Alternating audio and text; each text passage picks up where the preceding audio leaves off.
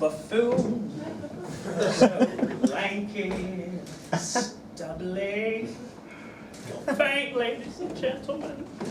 It's the horror, though, of being a homosexual dealing with issues of the occult.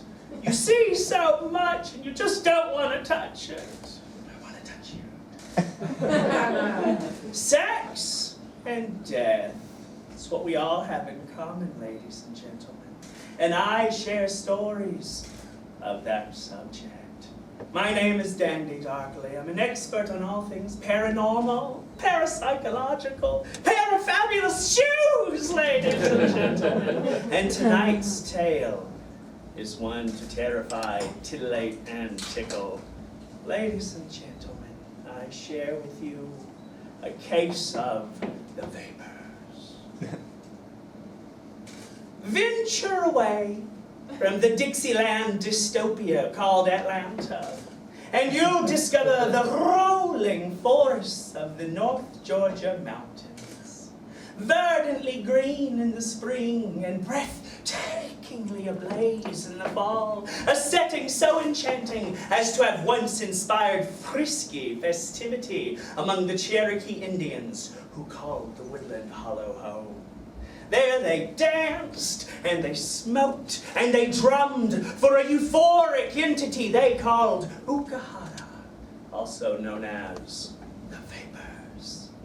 But that, ladies and gentlemen, was long ago, where once there were Native Americans, now there are Christian Americans. Oh, Gaybird, Georgia is a small southern town of honest Baptist Americans who strive to live their lives free of sinful persuasion. And as such, Sundays at Gaybird First Baptist Church are the social event of the week for the town's housewives. And Gaybird's local businessmen have sealed more deals in those wooden pews than ever in a proper boardroom. And standing in the pulpit, where 3 generations of his family had stood before him, was preacher George Hickory.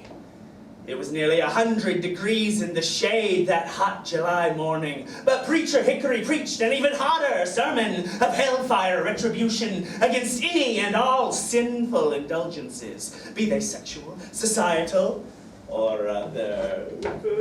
Ladies and gentlemen, Gaybird is a weird little town, and there is so much other to entice the vapors. Take Postman Carl, for example. Neither rain nor snow nor the vapors shall keep that masculine mailman from delivering Gaybird's streets. But once safely home, with the door locked, the curtains drawn, the webcam powered up, Postman Carl becomes Mistress Carlotta, la la, kicking off his beaten, battered boots and uncovering a secret stash of footwear, feminine and fancy-free. There were there were vintage sandals and Ferragamo slingbacks, Louboutin pumps and feathery ballet flats, Manolo stilettos and colorful clogs, Jimmy Choo boots and mules by Beatrice Ong. And Postman Carl prayed in his pew, for he desired to wear his feminine footwear out and about on Gaybird streets, delivering the mail or just grabbing a bite to eat. Mistress Carlotta could sashay every day, finally free. The vapors dared her feet to dream. But a dress code was the mailman's reality. And the vapors spied the quiet reflection of local librarian Miss Dolores Greenapple. Everyone was well aware of the pinch-faced spinster's strictness and shushing whispers among the Gaybird library stacks. But not on public record was Miss Greenapple's pubic obsession with her 8 adorable kitty cats. There was tiger-striped Trixie and white fluffy mittens, Elder, Mr. Rascal, and Moo, a calico kitten, Shumai, a tawny Siamese, and Domino with black and white spots, Scratches, a feral rescue, and a 30-pounder she called Squad. And Dolores Greenapple prayed in her pew, because buried in bed beneath that beastly pile of pussies, wrapped wetly and trapped tightly inside her sweaty sheets, Dolores Greenapple would pull her mewing, purring, meowing feline fuck buddy so close to her groin. Closer, closer, shh. And the vapors snickered, slumped low in the church's back row next to the O'Reilly boys. Braden and Brandon had inherited their family's once bustling business, but now O'Reilly Auto Repair sat neglected, nothing more than a front for selling speed and late-night orgies. And ladies and gentlemen, the vapors love so good orgy. There was Big Titty Bettina and Dumb Blonde Heather, cum-guzzling Crystal and Destiny, a stripper, red-headed Rose, and a post-op named Prissy, Shania, a shot girl, and a MILF they called Missy. And the beefy O'Reilly boys prayed in their pew because side by side, night after night, their glistening ginger fur torsos slammed that endless parade of poontang, Braden watching Brandon, watching Braden, watching Brandon get his nut, and brothers both wondering how the other's mustached mouth may taste, if only. And the vapors tiptoed back to the pulpit, where preacher Hickory whipped himself into a frenzied fit of sermonizing, hissing wicked words like sodomia and masturbation and Obama, and his wild eyes met the gentle blue kindness of his toddler son, his one and only little boy, little Austin Hickory.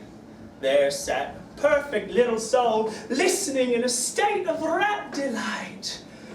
And Preacher Hickory felt a tickle of sweat trickle down his neck, or was it the curious osculation of the vapors?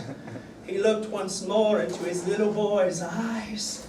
There were gentle blue eyes, kindly divine, a shock of blonde hair like golden twine, a tender demeanor, polite and nice. The darling son he could not sacrifice. Ladies and gentlemen, a little exposition, pay attention. It was ages ago, you see, when the great-great-grandpappy, Archibald Hickory, donated sneakily disease-ridden blankets to the Cherokee before marching maliciously the wounded warriors westerly. The tears of the exiled hexed the forest floor, and where they fell, the sunbeams turned to shadows. The songbirds refused to sing, and the formerly friendly frolicking fog of the vapors became fiendish, forlorn, and foul. And the small southern town of Gaybird, Georgia, was built upon the bones of the Indian dead. And that always turns out for the best. Am I right, ladies and gentlemen? The firstborn son of each generation, as Archibald Hickory's dire retribution, be killed before a third spring had, lest the vapors drive the townsfolk mad. And George Hickory remembered that awful night.